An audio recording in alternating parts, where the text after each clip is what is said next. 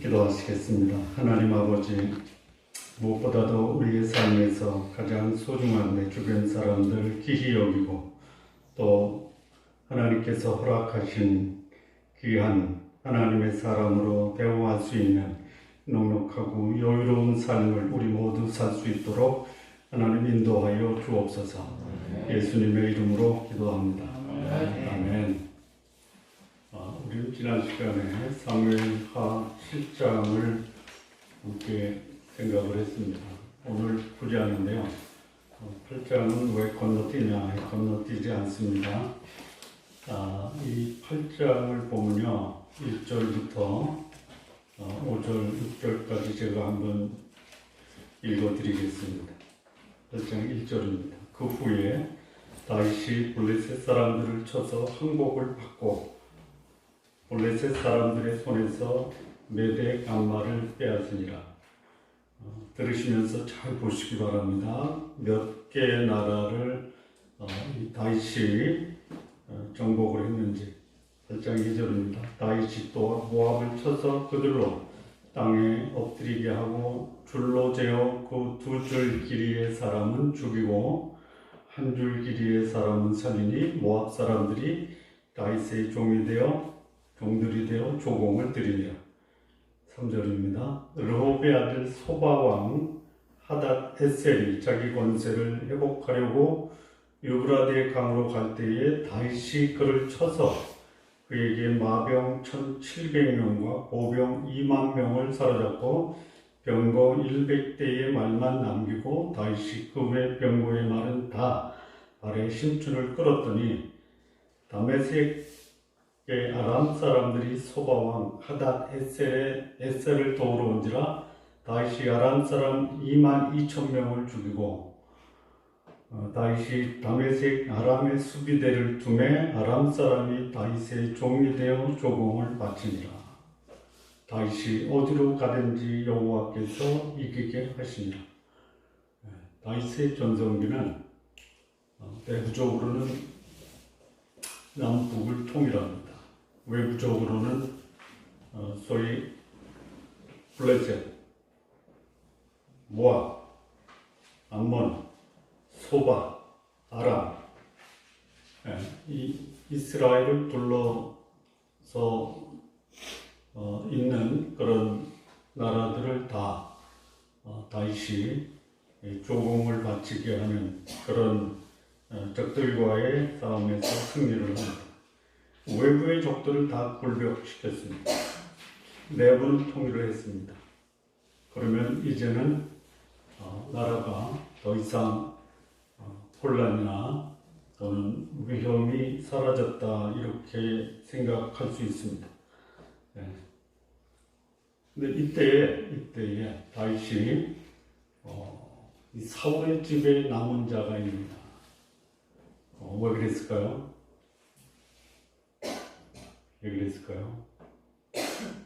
상식적으로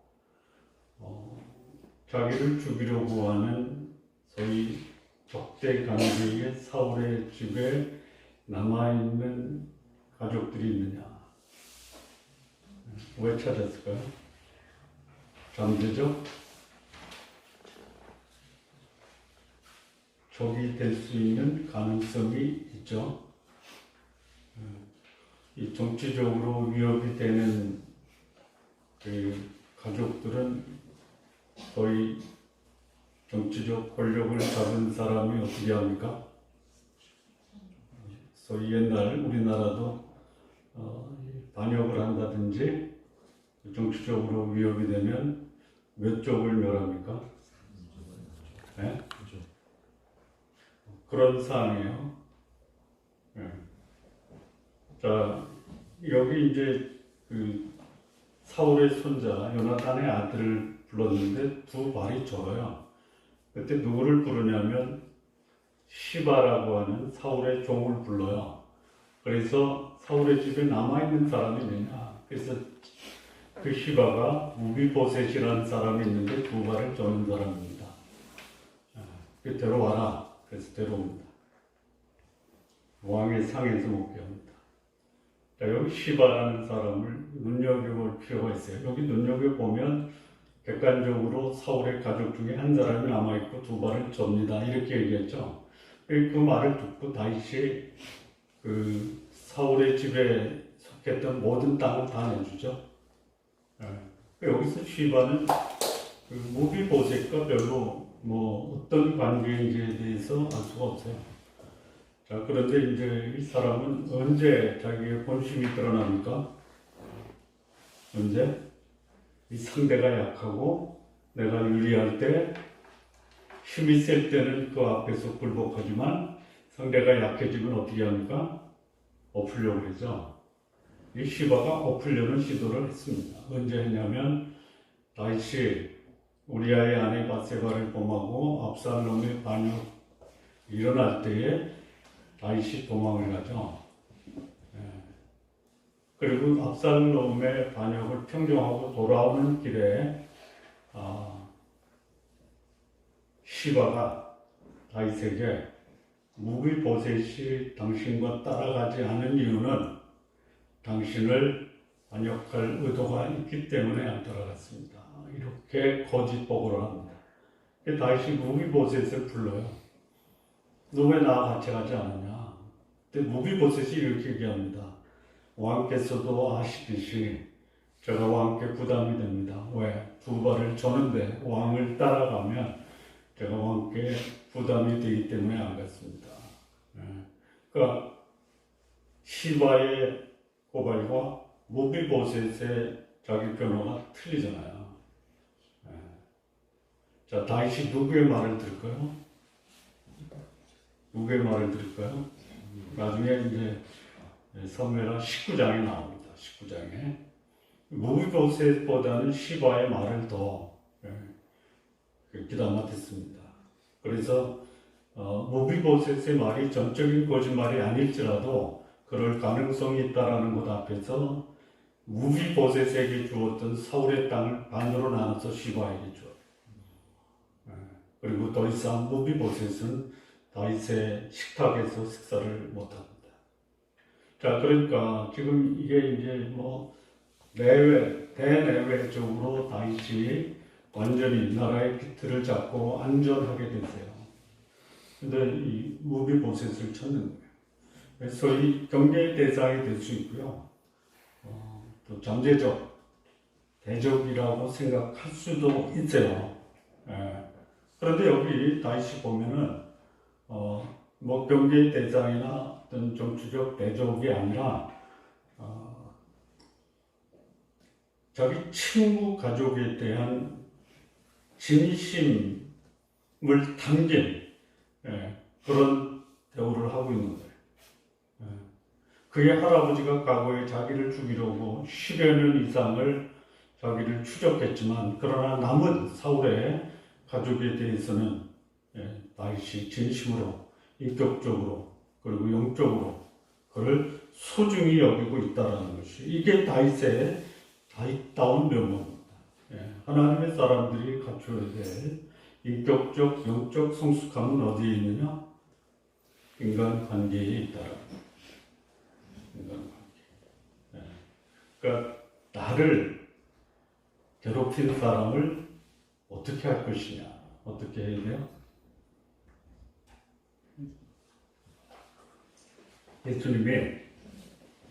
예수님이 제자들에게 가르친 교훈 중에 원수는 어떻게 하라? 사랑하시기 바랍니다. 원수를.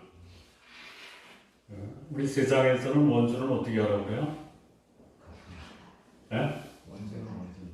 할 수만 있으면 원수는 갚아라.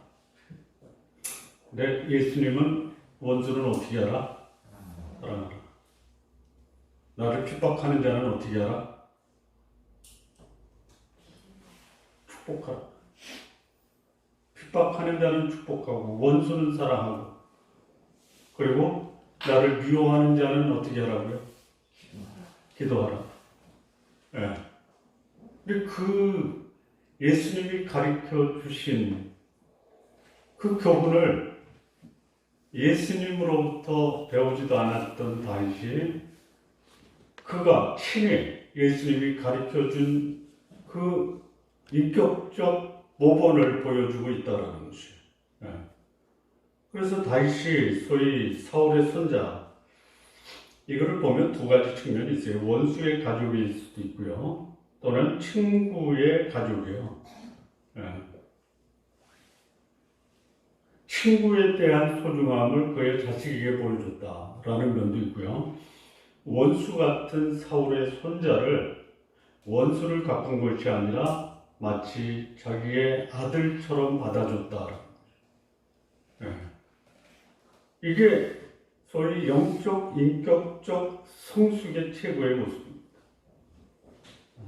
우리 성도님들, 우리 주변에 나를 핍박하는 분들 있죠?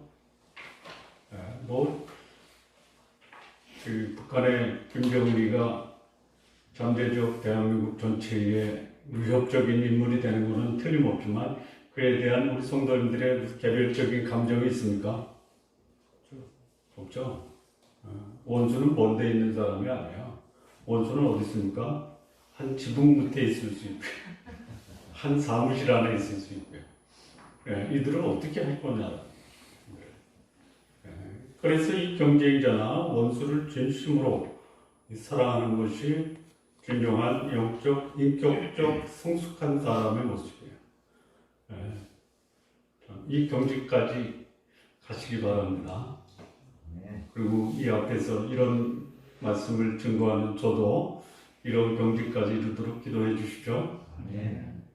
아멘 하셨습니다. 근데 여전히 제 마음속에 누군가를 빌어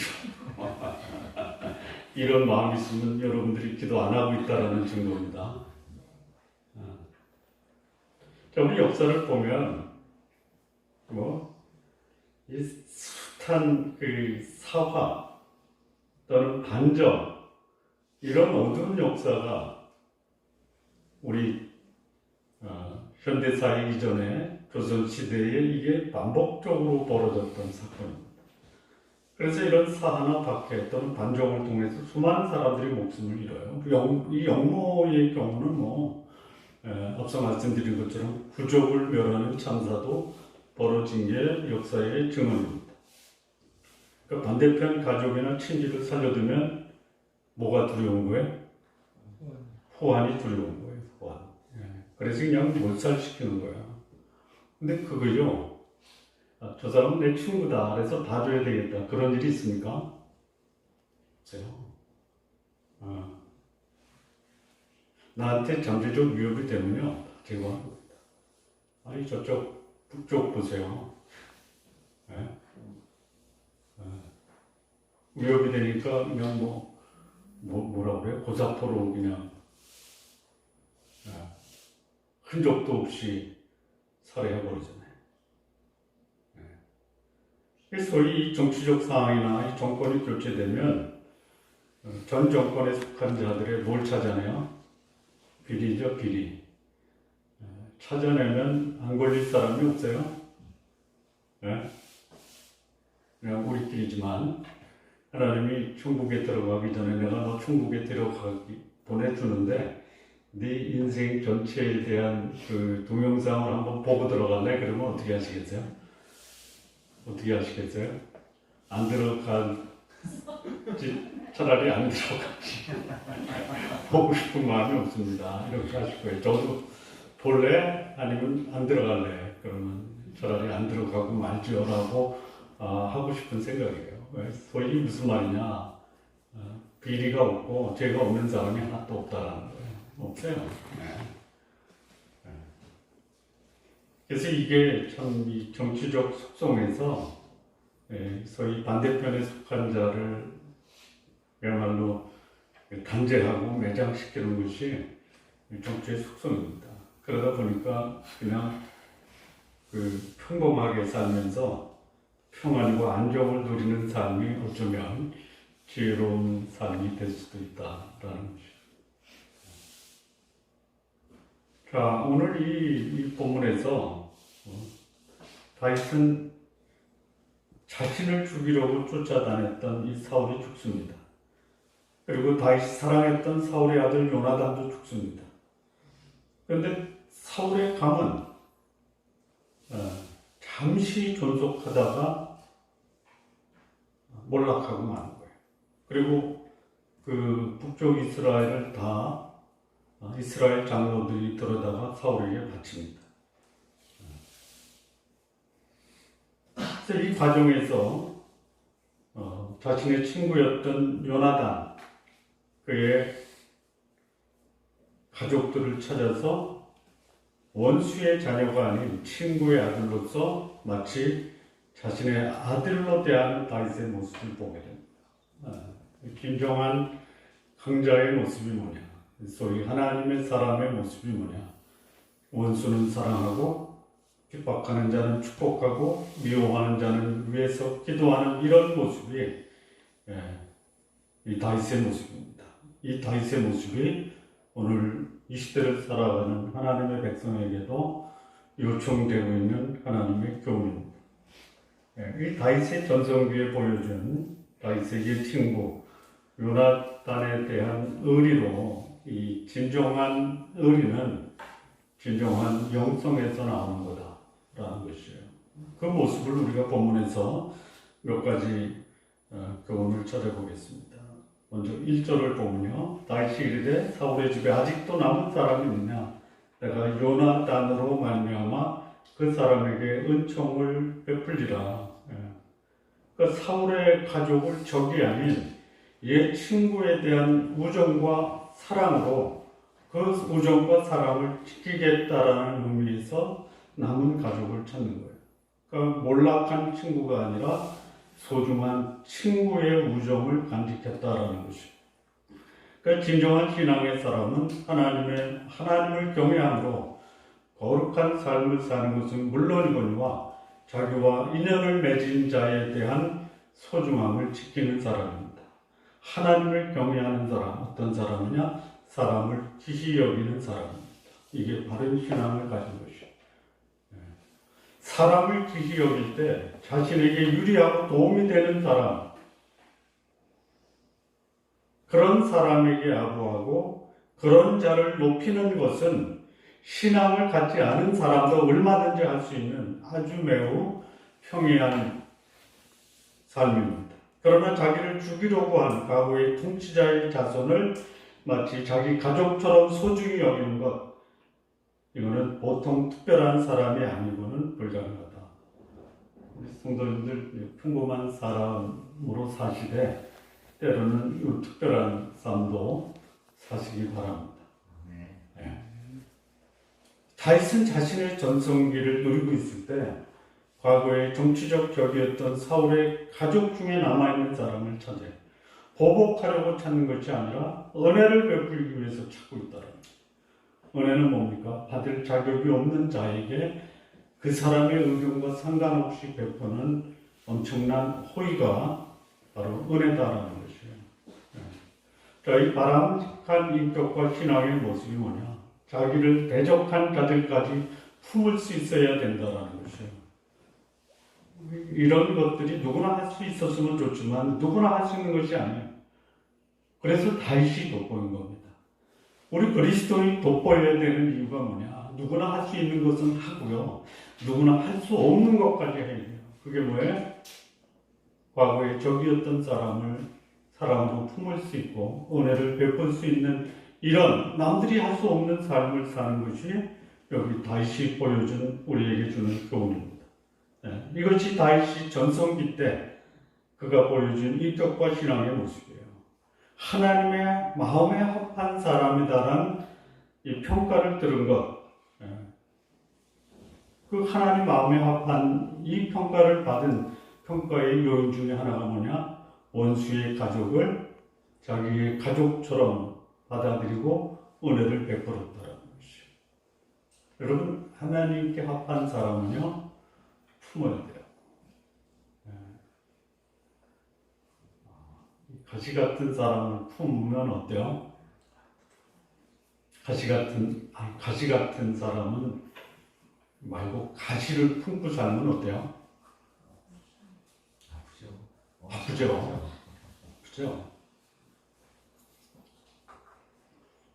인격과 신앙의 성숙은요, 아파야 돼요. 아시죠? 그게 뭡니까? 내 인격과 신앙이 성숙한 모습이다 이렇게 보시면 돼요. 하나님 제발 가시를 없애주십시오. 하나님 없애주십니까? 사도 바울 그가 자기 육체의 가시를 위해서 몇 번 기도했어요?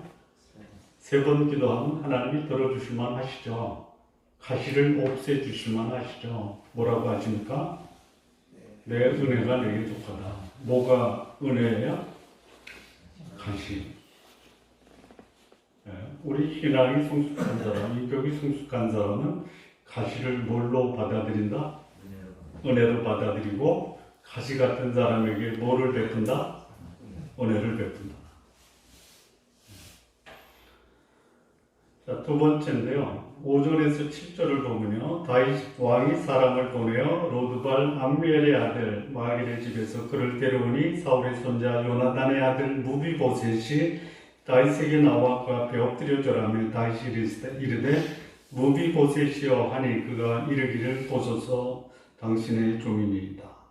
다윗이 9절 7절입니다. 다윗이 그에게 이르되 무서워 말라. 내가 반드시 내 아버지 요나단으로 말미암아 내게 은총을 베푸리라. 내가 네 할아버지 사울의 모든 밭을 다 내게 도로 주겠고 또 너는 항상 내 상에서 떡을 먹을 끼니라 하니. 이 몰락한 사울의 후손이 그를 기시 여기고 마치 왕자처럼 대우해서 왕궁에 거하게 하는 것이요. 상식적으로 또는 정치적으로 인간적으로 보면 이 사울의 후손은 잠재적 정치적 위협이 될 수 있는 존재입니다. 그런데 이 정치적 위협이 될 수 있는 자를 최상의 대우를 하는 거죠. 이게 다윗의 모습입니다. 진정한 영성은 뭐다? 여기 그의 아버지 요나단으로 말미암아 무비보셋을 왕자처럼 대한 거예요. 진정한 영성은 뭐냐? 그가 정치적으로 어떠냐 이거 상관없어요. 과거의 우정을 끝까지 지킬 수 있는 그 소위 의리가 진정한 영성이다. 이런 얘기를 들었어요. 기도원 가서 일주일 동안 금식하고 내려오는 길에 어느 분들이 대화하는 것을 옆에 분이 들었는데 그 원수 같은 놈 이번 기회에 좀 어떻게 잘못했으면 좋겠다라고 하는 얘기를 들은 거예요. 아니 모토로 일주일 동안 기도원 가서 금식 기도를 하고 하나님의 도움을 구해요. 그러면 금식 기도하고 내려오면서 뭐라고 얘기해야 돼요? 나 이번 금식 기도하면서 그 원수 같은 사람을 사랑할 수 있는 그런 마음을 하나님께 달라고 기도했더니 하나님이 그 사람을 생각하면 이제 내 마음속에 긍휼한 마음과 이번에 돌아가서 그와 화해해야 되겠다라는 그런 간증을 해야 되는 거 아니에요? 이게 쉽지가 않은 거예요. 성도님들은 기도원 가서 금식기도 일주일 하지 않아도 됩니다. 그냥 원수는 품어주시면 돼요.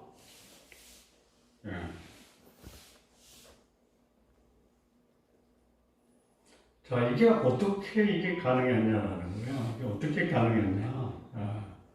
자, 이거 보세요. 사울은 다윗이 이스라엘의 임금이 될 것을 알았죠. 죽이려고 했죠. 그렇죠. 내 능력이다라고 생각했습니까? 아니면 이것은 전적인 하나님의 뜻이다라고 받아들였습니까?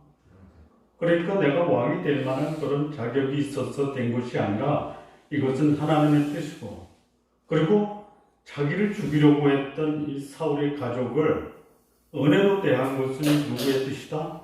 하나님의 뜻이다.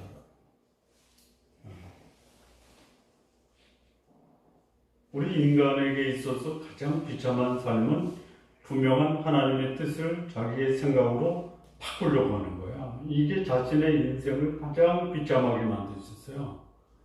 근데 내가 오늘 처하고 있는 이 복된 상황을, 이 현실을 내가 그것을 이루었다라는 자기 업적이 아니라 하나님이 나에게 이런 은혜를 베푸셔서 여기까지 왔다라고 하는 하나님의 은혜에 대해서 감사하는 것이 진정한 하나님의 사람들의 삶의 모습이에요. 여기 다시 그렇게 하는 거예요.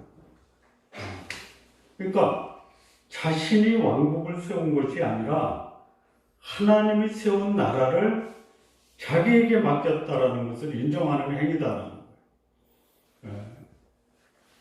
현상은 똑같습니다. 나에게 이런 리더십을 허락하셨다라는 이 사실은 분명해요. 그런데 이것을 바라보는 그 사람의 시각은 다를 수가 있어요. 내 능력이 출중해서 이런 리더십을 갖게 됐다라고 생각할 수 있고요. 또 하나는 뭐냐면 나는 그럴 만한 자격이 없는데 하나님이 나에게 이 기회를 주셔서 이 역할을 감당하게 됐다.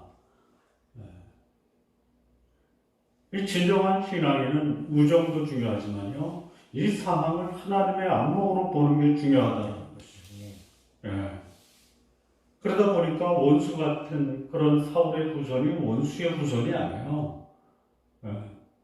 여러분, 원수가 우리에게 있죠. 왜 있어요? 원수가 왜 있어요? 왜 있어요? 원수가 왜 있는지 모르세요? 그 원수를 우리에게 허락하신 분이 누구예요? 하나님이죠. 왜 하나님이 우리에게 원수를 허락하세요? 생각 안 해보셨어요? 안 해보셨어요? 지금부터 좀 생각해 보세요. 마태복음 5장에 보면요, 거기 원수를 사랑하라고. 근데 그 마지막 부분에 뭐라고 하냐면, 하늘에 계신 너희 아버지의 온전하신 같이 너희도 온전하라. 그러니까 원수를 우리에게 주신 이유가 뭐예요? 우리로 하여금 하나님 앞에서 성숙한 사람이 되게 하려는 하나님의 감추어진 의도가 있다는 거예요. 다시 이것을 본 거예요. 하나님 저 원수를 좀 이렇게 좀 제거해 주십시오. 이렇게 기도하지 말고요. 하나님 제가 부족하네요. 여러분 자신의 부족함을 인정하는 사람은요, 사람들이 그래라 너 부족해, 이렇게 얘기하는 게 아니라 부족하다라고 인정하는 일들에 대해서 사람들이 존경하는.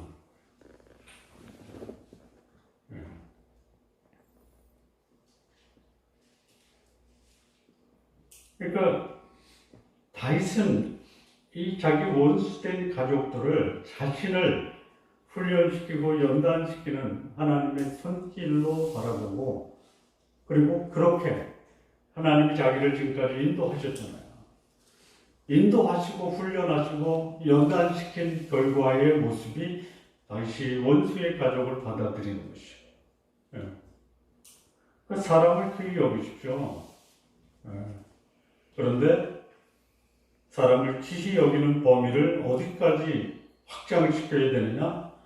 원수까지도 품을 수 있는 그런 넉넉한 마음으로 자신의 사람을 기히 여기는 범위를 확장시키라는 것이에요.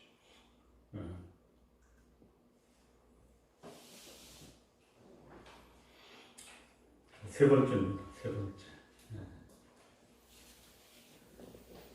9절에서 10절인데요.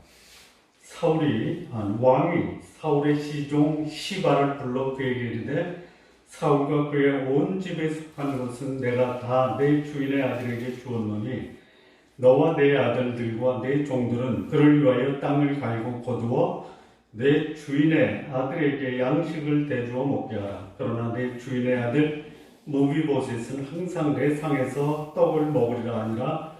시바는 아들이 15명이요 종이 20명이라. 이 말씀을 보면요, 오히려 그 사울의 종 시바가 훨씬 더 가정적으로나 또는 경제적으로 풍요로웠던 것 같아요. 그런데 이 다윗이 요나단의 아들 소위 무비보셋 그 과거의 신분을 회복시켜줍니다. 신분을 회복시켜줬다라는 게 뭐냐면 그에게 속한 종과 토지를 다 돌려줬다. 내가 너를 회복시킨다. 그런데 가진 것은 돌려주지 않는다. 이거는 회복시켜준 게 아니죠. 실질적인 고난과 책임을 주는 것이 그의 명예를 회복시켜주는 거예요.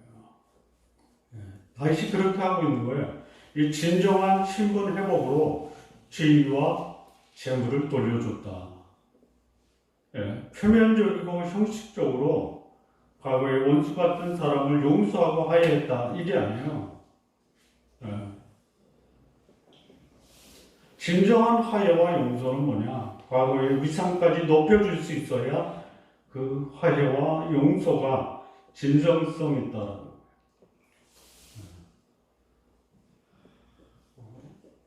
원수를 사랑하라. 나에게 죄 지은 자 7번이 아니라 70번에 7번. 이게 뭐예요? 내가 용서했다라는 것은 그 사람을 진정으로 그를 위해서 나를 희생할 수 있는 그 지경까지 가야지 그게 진정한 용서고 진정한 사랑이다라는 거예요. 쉽지는 않습니다. 한번 시도는 해보십시오. 그리고 시도가 안 될 때는 하나님 앞에 하나님 제가 참 그렇게 하기가 쉽지가 않습니다. 이렇게 자백하시기 바랍니다. 자백만 하시면 돼요. 자백도 안 하면 이 내 속에서 이 쓴뿌리가 쌓여요. 내가 제일 괴로운 거예요. 용서하십시오. 과거의 모든 고난을 회복시켜주도록 노력하십시오. 그러나 안 될 때는 안 된다라고 자백하시기 바랍니다.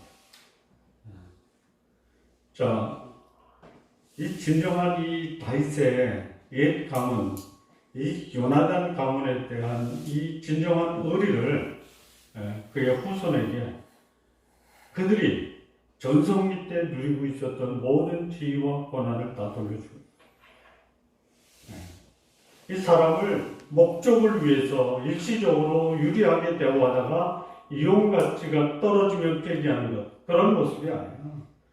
다윗의 의리는 자신의 유권리를 떠나서 의리 자체를 소중히 여긴 것입니다. 이 진정한 의리가 뭐냐?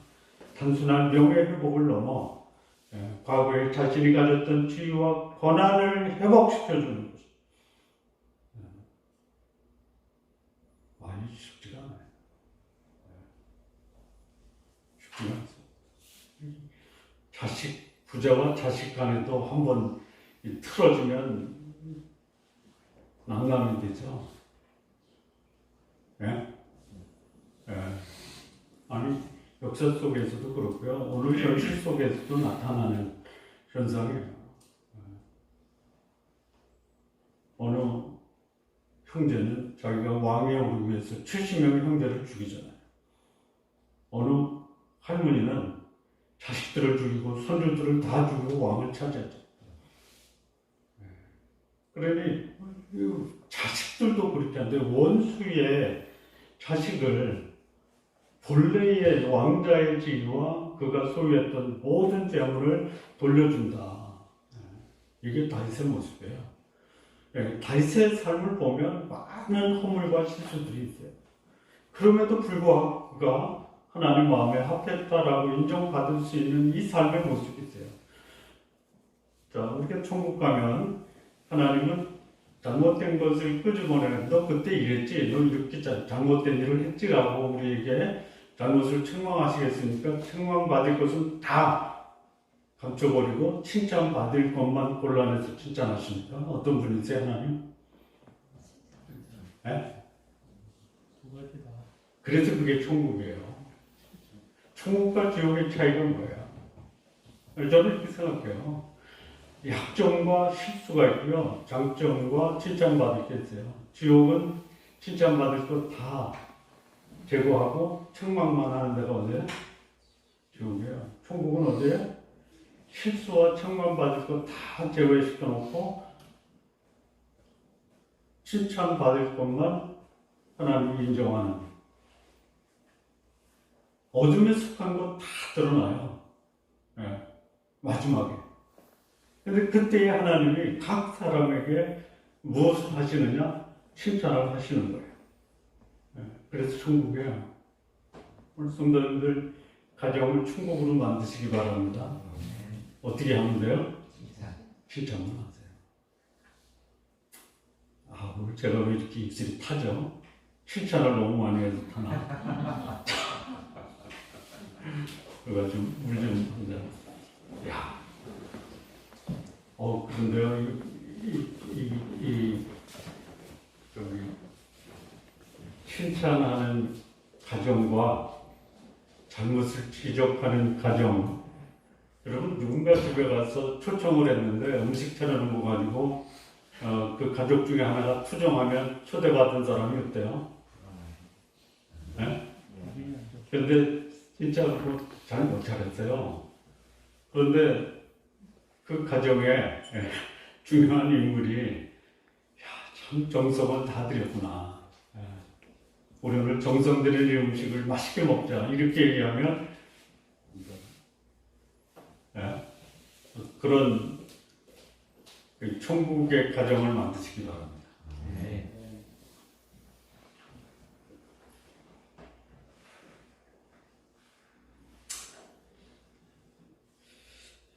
이 말씀을 이제 이렇게 묵상을 하면서 제 마음속에 어떤 생각이 들었냐면요. 이대로 다윗이 인생을 살아갔었다라고 하면 얼마나 좋았을까라는 그런 안타까움이 있어요.